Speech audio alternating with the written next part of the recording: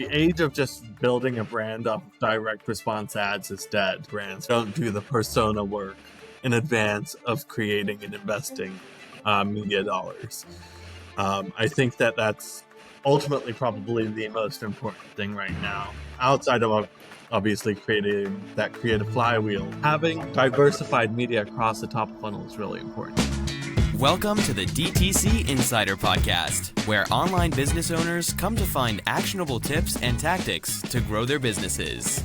Now, here's your host, Brian Roisentul.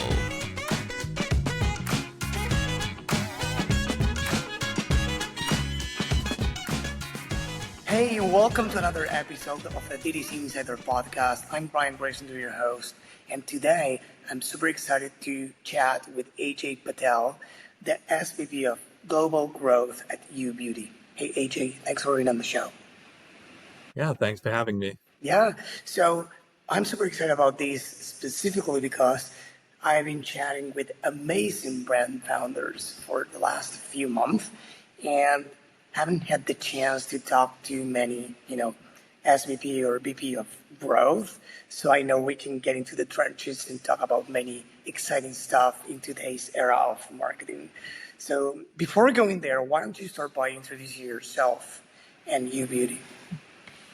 Yeah, absolutely. I've been in the e-commerce space for over a decade now, well over a decade, and started with UBeauty around 3 years ago. UBeauty is an amazing brand, amazing product. We have obviously a focus on skincare, but it's really a technology brand. We have a patented technology called Siren Capsule Technology, which basically allows us to produce multifunctional product as well as utilize lower level of actives because of a delivery mechanism that we use. So the product itself is incredible. It's very different. I would say that we're more so a technology brand versus a traditional skincare brand. Okay. And, prior to this, I was with Unilever for 8 years, spent a number of years working across analytics, e-commerce, various different roles within that org, working in the prestige skincare division. And so have been in the space for quite some time. And yeah, it's been an exciting journey for the brand. We're continuing to see positive momentum and strong growth. Amazing. I'm happy to hear that. I started working personally in the commerce space for, I don't know, since 2013. So yeah, it's been a while. I'm not that old. You're not old either, right? But we are experienced, as people say. We have a lot of experience. But what's certain here is that everything changed in the world, right? Pre-COVID, post-COVID, but in the commerce space too. So when we talk about the good old days, what would you like to, let's say, to be real again or to be back from those good old days, and why, and what you don't miss, let's say?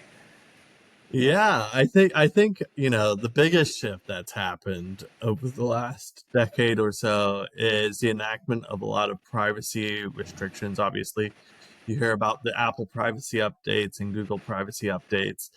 Whereas historically you were able to target an individual user and you could really get narrow and deep with your targeting, layer on a bunch of different attributes to try to scale and grow and maintain first order profitability, which I think is really important for any business. Nowadays, you have to rely a lot on the algorithm, right? So you're not necessarily able to get that consistent feedback loop because of these privacy restrictions that exist. And with Cappy, there's a lot of different things that you could do with Meta to kind of improve the signal that they're getting to ultimately provide additional signal as they are optimizing with their algorithm. So it's a little bit different, a little bit more shift back to, I would say, a little bit traditional marketing where you were Yes. doing more broad strokes versus, hyper-targeted marketing. I think that that's really the biggest shift that has happened over the past decade or so. Yeah, I agree.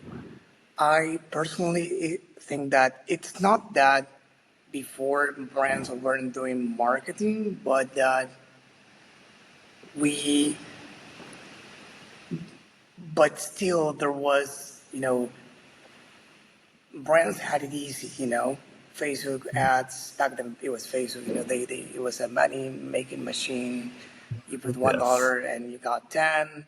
No marketing, laser targeted audiences. Oh my god! I remember I used to have like in my notes saved audiences. Like I don't know if it was a beauty brand, beauty magazines, beauty influencer, beauty whatever, competitors. It was like my saved audiences. It was like my Bible, my secret sauce.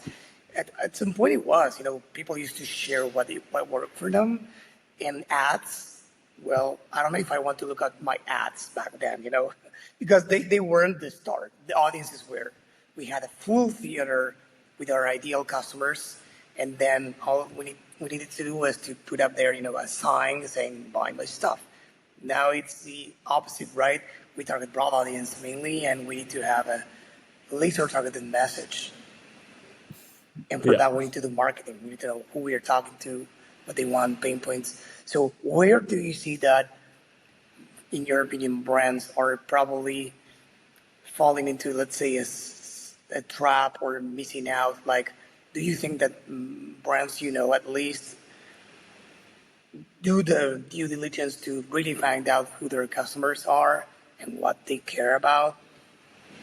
Yeah, I think that that's probably the biggest trap that I see brands falling into, right? They don't do the persona work in advance of creating and investing media dollars. I think that that's ultimately probably the most important thing right now, outside of obviously creating that creative flywheel, and making sure that you have a lot of iterations of creative active in the account so that Meta, for example, has the opportunity to optimize. Um, and then I think the other piece is that there's an over reliance on Meta, since obviously a decade ago it was performing so well, that there's almost a lack of understanding or a lack of utilization of these additional um, platforms and steps within the marketing funnel. I think, the age of just building a brand off of direct response ads is dead. Really shifting and focusing more on a full funnel strategy is important, because at the end of the day, you're trying to build a brand, and not everyone's trying to do that. There are obviously, Yeah. these brands which are trying to do more so impulse purchases where you're selling a $10 product. But for us at U Beauty, what we're trying to do is really trying to build a brand with strong brand equity, and trying to build brand loyalty. And so as a result of that, it's really important for us to have various different placements across the full marketing funnel. We just launched a campaign with Michelle Monahan, who's obviously featured in White Lotus prominently, and that's really an opportunity for us to gain additional brand awareness by having her as our global brand ambassador. Exactly. And so, you know, making sure that you focus not just on the direct response meta side, and really also focus on, top and mid funnel. The traditional conversion funnel still exists. And so you need to fill the entire funnel. Yeah, I'm happy you talk about that, because you mentioned that, because I want to go into that rabbit hole. You mentioned full funnel strategy. What does that look like, at least for you, beauty, in practice? You know, for brands listening to these, for marketers, what do you Yeah, yeah. mean by that, and how do you put that? Yeah, how do you implement that? Yeah, I would say that, we look at, developing awareness through multiple different channels, whether that be PR, whether that be through your influencer partnerships, whether that be through meta ads, which are more focused on top of funnel KPIs. So I would say that really, having a breadth of kind of tactics that you're utilizing at the top of funnel is really important. Obviously, there are ones which are better from a conversion standpoint. Your meta is still going to win Yeah. from a conversion standpoint, especially with measurement. I think TikTok, it's underutilized for luxury. I think that there's an opportunity for luxury brands to play out there. Traditionally, with TikTok shops, it was more so impulse purchases in the past, but now you have kind of this opportunity to also utilize that platform. And you can do additional measurement through your post-purchase survey or utilizing lift analysis or incrementality testing with a partner there. Um, and I think that that's really important. So diversifying the top of funnel, because at the end of the day, you got to think of it like your media is, your customers are in various different trees in an apple orchard, right?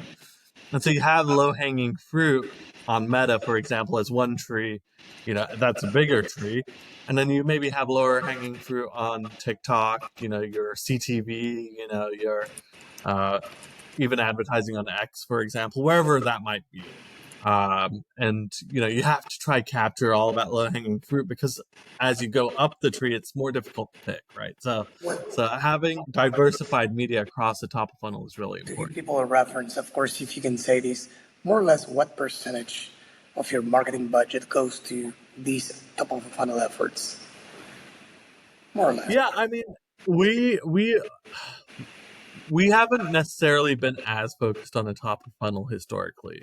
Okay. Transparently, we are really more so focused on it over the past couple of years. I'll say, giving kind of a range anywhere between 20-ish, 10 to 20% is it's kind of where I would suggest a brand kind of invest into top and mid funnel. Obviously, you still want performance media and you want, you know, attribution I mean, for at the the end of the dollars. day, I mean, correct me if I'm wrong because I'm just guessing, but I guess you're asked for results and that's, orders. So at the end of the day, that's why I'm asking you these questions because, you know, it's a beautiful brand and you're the SVP of growth and many people listening, probably smaller brands or some bigger brands, listening and saying, hey, should I be spending on brand because I hear that it's really important to build a brand, but how do I build a brand? What do I like? Do I spend my time only like recording videos, doing organic content, or should I spend paid efforts, PR, performance campaigns, but linked to top of funnel results? So if you had to say for you, beauty, is it more organic content, partnerships with influencers, and PR more than the paid efforts towards top of the funnel? We do both. And even within influencers, for example, there's influencers which you work with for different objectives, right? Right. We just did a partnership with Sir John, for example, where it was more of an awareness play. Sir John is Beyonce's obviously makeup artist, and he was doing more so a day in the life style content, and that's really, you know, great content for us to develop that brand awareness. He has obviously an amazing following on his Instagram and social media accounts. And then you have more of like the direct response, micros and nanos who really their sole focus or what your sole objective with them is to drive conversion. So I think, we utilize some of very similar channels for performance marketing as well as top and mid funnel. And it's important to have kind of that balance and identify the objective for each investment that you're making. Yeah, 100%. And what channels are you present on mainly like Meta? You mentioned TikTok. Yeah, I would say Meta, TikTok, YouTube's a good channel, CTV. I think there's various different channels Do you that do long are form content or just shorts? we do. I would say the longest form is around a minute long for For YouTube? YouTube, for example. We don't do kind of a 5 minute, 10 minute Yeah, I video mean, on there, but maybe it's me, but the other day I was surprised when I interviewed a founder, and her brand had like almost 7,000 followers on YouTube, which is not a lot, but it's decent because they only created three long form videos in their lifetime. However, they had like 300 or 700 short form videos. So all they do is short without long form. So I'm not a YouTube expert, but I have never seen that before. Like pure short form content to grow a channel and not like an updated strategy and no, like always only 3 videos that are probably 2 or 3 year old, like long form videos. And it's like, whoa, that got my attention. Yeah, I think YouTube Shorts is an interesting play for a lot of brands right now, especially with the uncertainty of TikTok. That's definitely an opportunity for brands to play in that space. They have a really engaged audience, and they have obviously the power of Google's measurement, which is, I would say the best in class, second to Meta maybe. But from an attribution standpoint, because you're utilizing YouTube Shorts and that exists within the Google marketing suite, you're able to also then retarget utilizing other Google products, which is I think really beneficial for a brand and for a business. Yeah, and I think the content creation barrier went down a lot. Of course, the editing, like with all these AI Yes. tools or tools in the end, right? Meta launched edits. We have the TikTok tool as well, in CapCut, etc. So we there's a lot, but also the similarity between the content types across channels like Instagram Reels, TikToks, and Shorts. And some brands that being in public, let's say I interviewed John Roman, the CEO of BattleBox, last year, and he says publicly, that they do beautiful content, well thought content. They even have their own TV show on Netflix. So that's how good they are at content and how much effort they have, their own crew, and even them, they repurpose the IG Reels or the TikTok creations to YouTube Shorts. Even though it's not ideal or what's recommended, it works really well for them. They have over 1 million subscribers there. So yeah, it's as easy as we can get. Yeah. So one more thing I wanted to ask you is, we have again YouTube, we have Meta, we have, you said TikTok. Do you use Google Ads?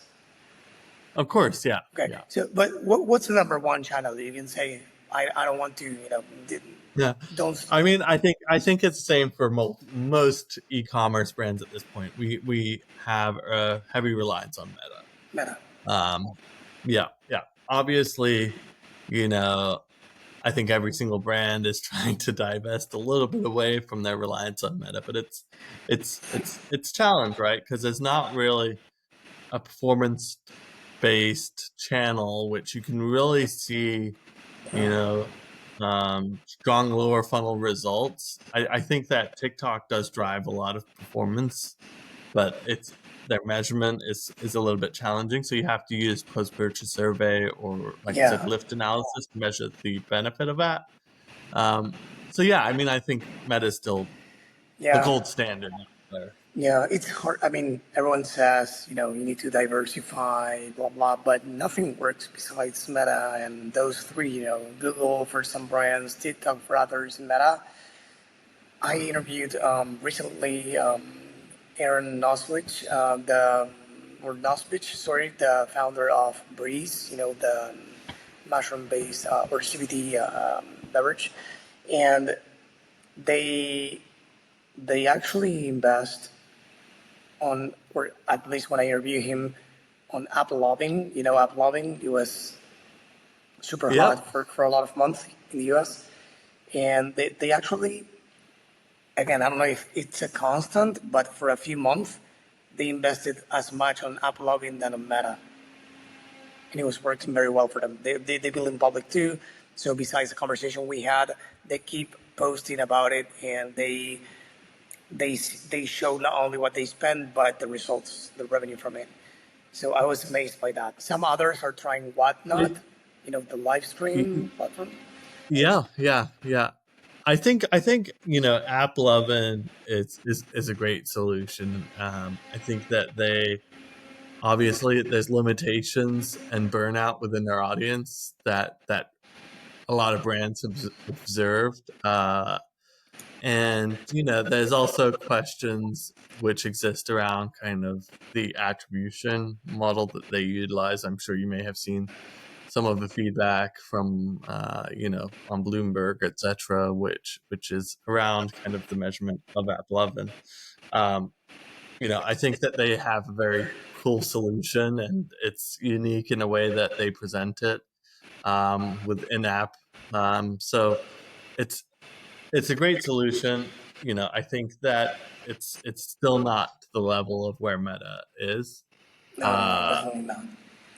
yeah, Yeah. One more thing I wanted to ask you about, customer acquisition is a word that was probably a buzzword for, I don't know, during 2023, 2024, and it's profitability.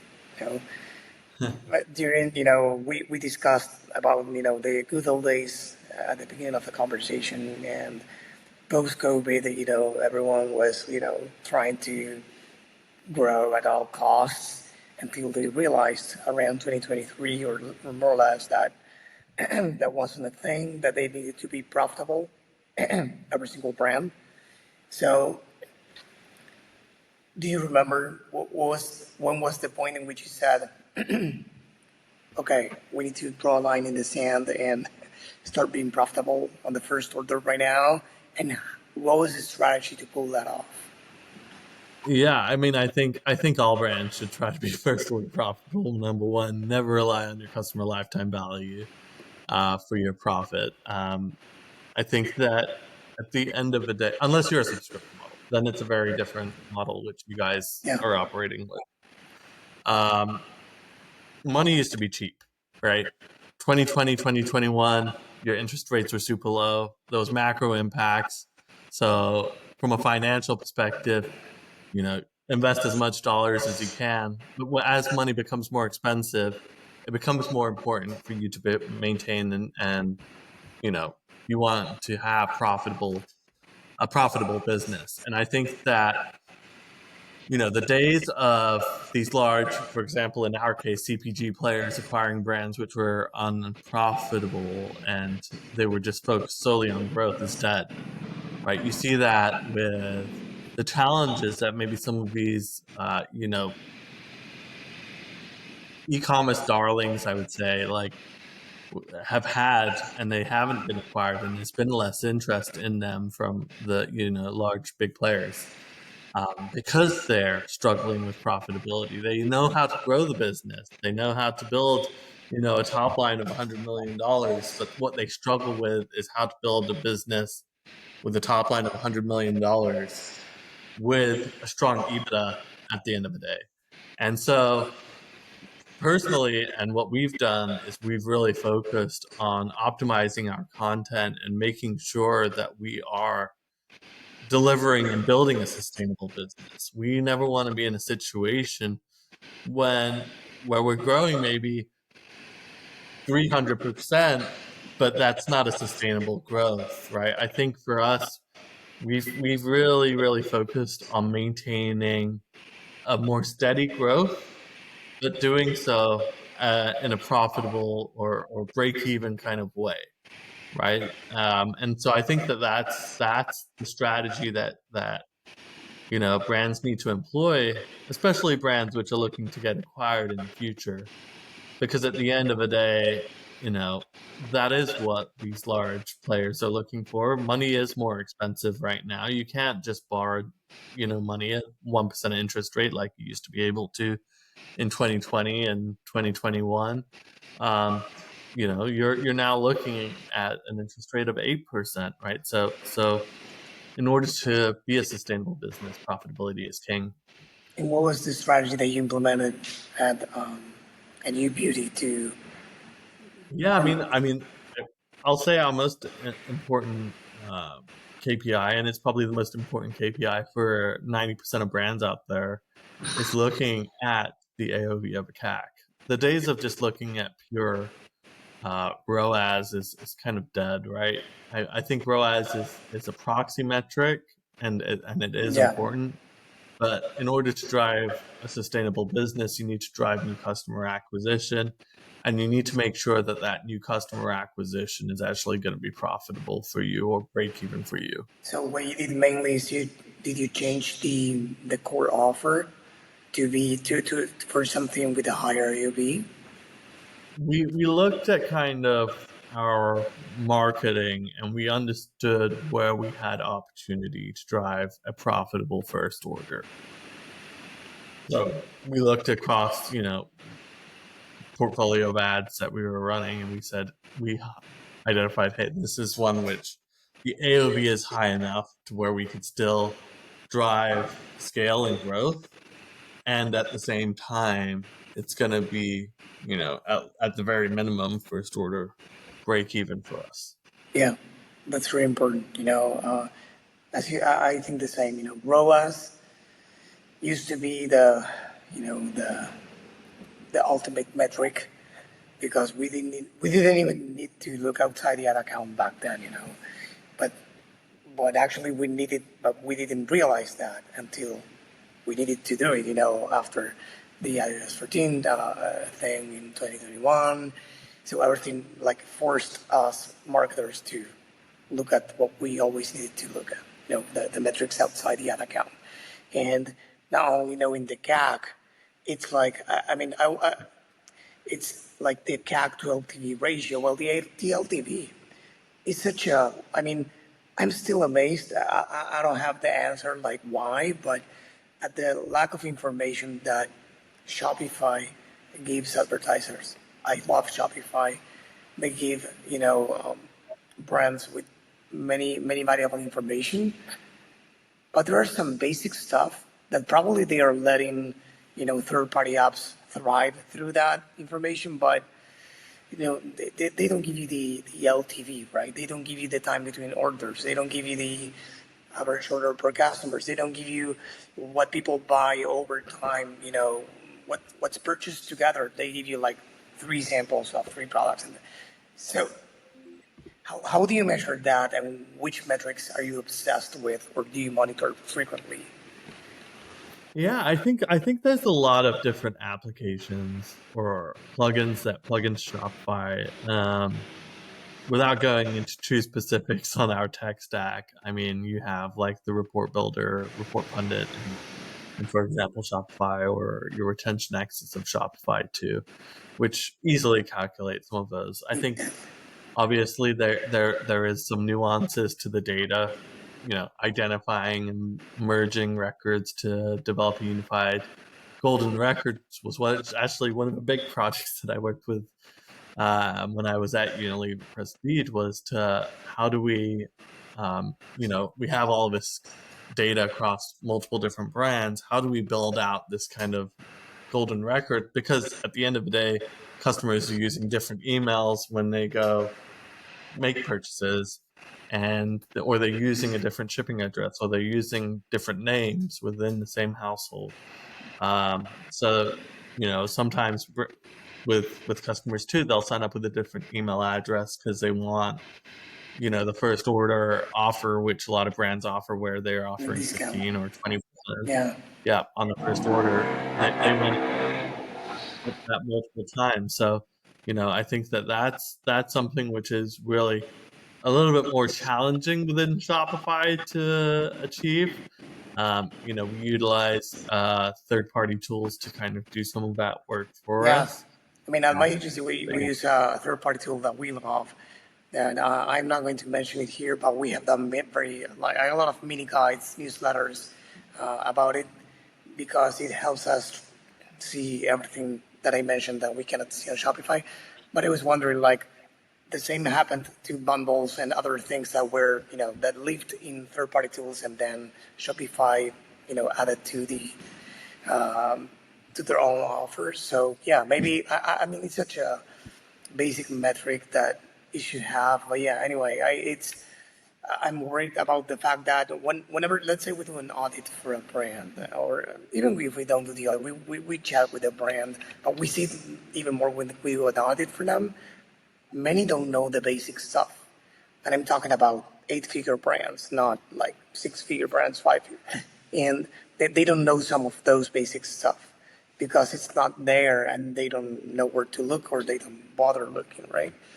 So yeah, that's why I was, wondering the metrics you were obsessed with as the VP of growth, because again, as you said, it's not ROAS, it's CAC, LTV, and you also offer subscriptions, right? Or am I wrong?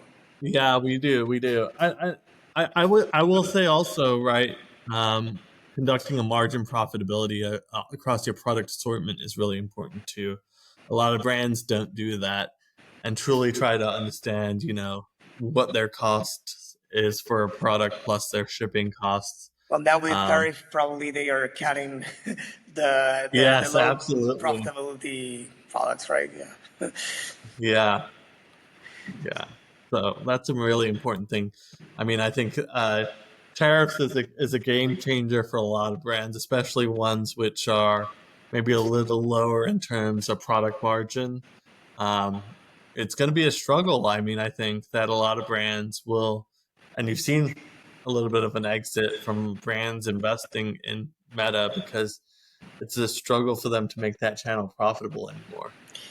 And it's the chicken and the egg dilemma because Yes.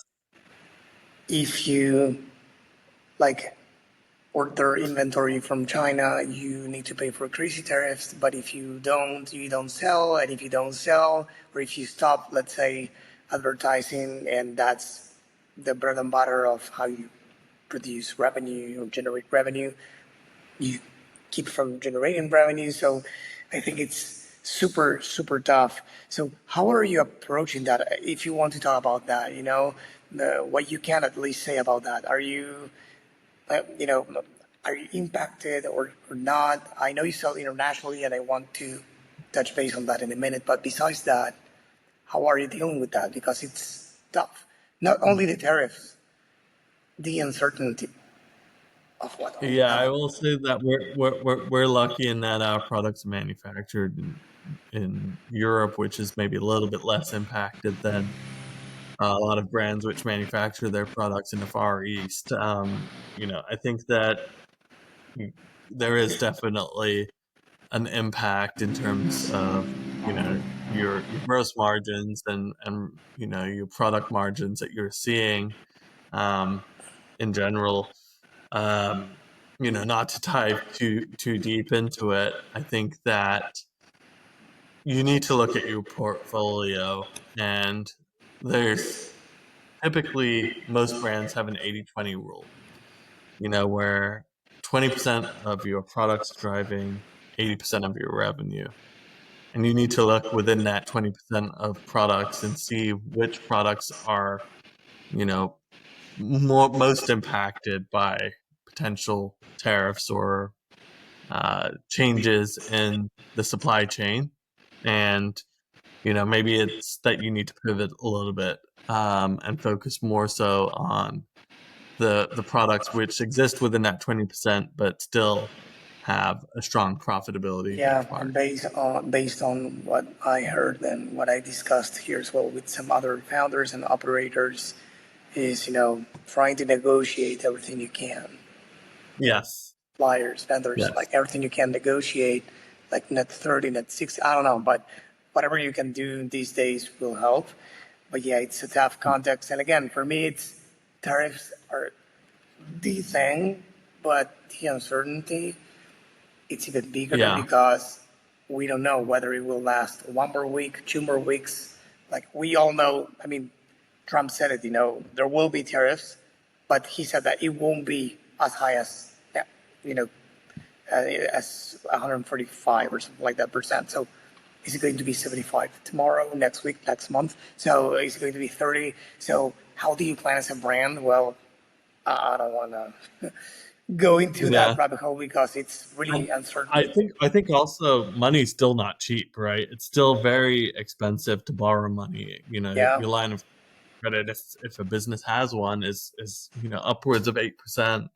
interest rate, I think that's a floor really right now Yeah. that you're getting. So So it's challenging for a lot of brands out there which aren't maybe profitable, or they're kind of at the break even point. It's really impacting a lot of business, and yeah, it's I think the uncertainty is a big piece which a lot of brands are fearful of, is how long is this going to last, and exactly. how long can they sustain themselves under Yeah. their current model with these new tariffs. Yeah.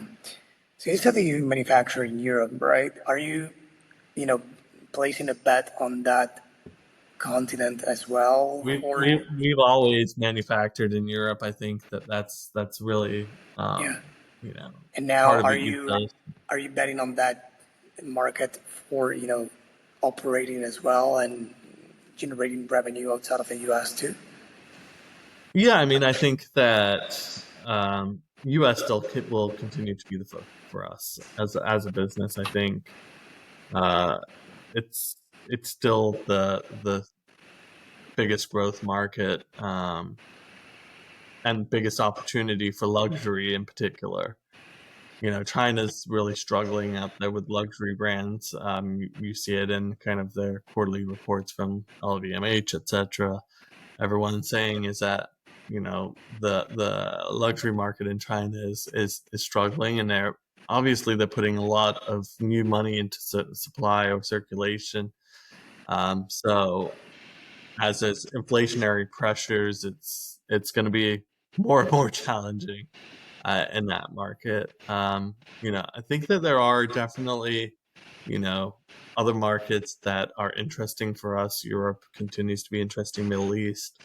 You look at kind of the the markets where there's a growing middle class and upper class, and those are definitely markets that we're So the interested in. UK, for example, are you active there or about to be active there? Yeah, we have a website dedicated for the UK and international, and that's definitely a really strong market for us. We're featured prominently in Harrods, which is Yeah.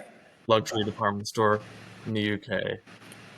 And we're always looking at opportunity within the UK marketplace. I think that second to the US, that's probably the most consistent market for Yeah. English speaking market for Yeah, I was luxury going to say brands. that. Yeah, Germany's strong too, but it's. I have heard it's way tougher. People are more closed. You need to be from there, or well, it's in Yeah. German, everything. So I wanted to ask, for those brands listening, because I've been having a lot of conversations with brands that are looking to, or exploring international expansion. So, what could you tell these people listening to these at all, like about let's say, three things to do and probably three things to avoid doing when you go international? Yeah, I still think that the three things to do is really focus and understand, your profitability in the marketplace. Even in those international markets, tariffs are impacted. Yeah. Um, I think that the other thing is to really understand your media channels. There's a lot of different privacy challenges within Yes. Europe, for example, which can play impact into the effectiveness of your media dollars. Um, I would say that also, you know, looking at, the demographics and who your customer is in that market and the messaging that's going to resonate with them. I think in international markets, oftentimes the same messaging which works in the US is not going to apply or work in those international markets. So being mindful of that is really important. Yeah. Going back to the customer profiles, what we value is not what they value, and yeah, it's a different story. So you need to understand the market and the customers. Yeah.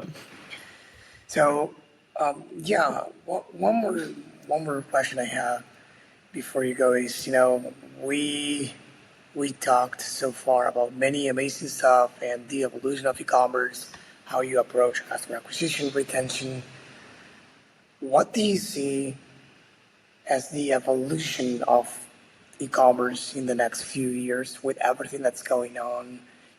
Last year the news was social shopping. Today is, the shop GPT hype.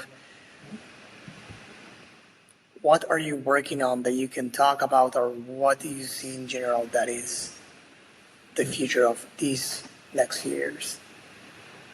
Yeah, I mean, I think LLM is definitely going to be interesting area for brands to play in, and optimization, for LLM.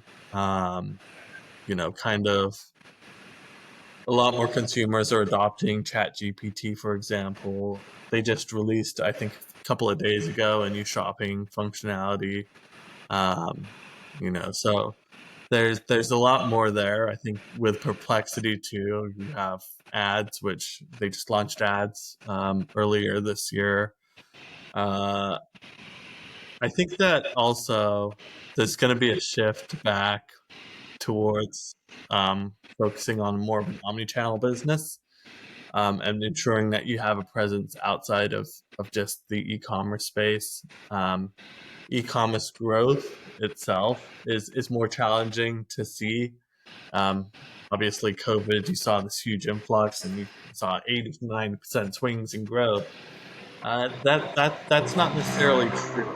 It'll be more steady and consistent growth, in the future. And so, having a focus on omni-channel is really important for brands. Yeah, 100%. I mean, one is, as the same you're doing, going beyond the storefront is really important for brands, getting out there, going to live events, pop-up stores, whatever that is, interacting with your community, being involved, I think the word is creating an ecosystem.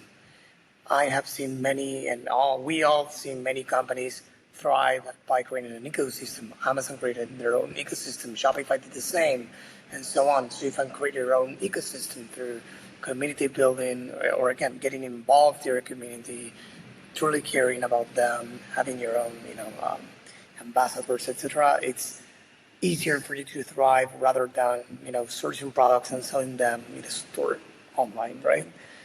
So I think it's probably the game to play, as you said, is more omni-channel these days. So yeah, it's everything is changing. And regarding GPT or Shop GPT, as everyone is calling it right now, the other day I read that Visa is enabling AI agents to buy, because up until now you could see, the buy button, but it takes you still to the website. But it's about to change right now, right? Yeah. So it's gonna be wild, because even the Google Ads performance, it's going down as well, because even if you use Google to search, the AI is results or answer, not even results. The AI answer is the first thing you see, and probably what you want to see right now. So we are shifting away from trying to find links and going towards finding answers. And Google, of course, noticed that they're not dumb, right? And it's what they are showing, meaning that everything that you have done so far to position your brand there is not useless yet, but you're going to see probably fewer clicks, you're going to see fewer conversions. So it's definitely going to change. Yes, yes, and SEO is changing too, right? Like, there's a huge evolution on the SERP on Google, with now Gemini results showing above the fold and being at the top of a page versus your traditional Google Yes. ads. So lots of changes happening, but yeah, it's exciting for brands, like us, who are in that growth stage. I think that there is excitement also for the legacy brands too, right? They have an opportunity to pivot and reestablish themselves across these growth platforms too. Amazing, great.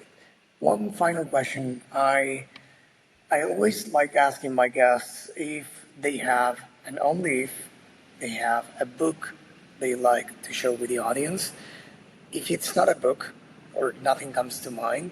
It could be a person, someone you admire, or has helped you in your career. So do you have any, like if it's a book, we put together a list of books every single year, no pressure. If it's a person, we can give them a shout out. I would say a general theme of books that I read a lot of books on personalization. I think that developing that one-to-one connection with a customer is really important. And especially in this day and age, a customer is expecting a personalized experience with, especially in particular with luxury, and in particular within my focus area of business. So I wouldn't, there's a lot of books that I could recommend in that space, but I would say that that's really the area that I personally think is most interesting, um, and valuable.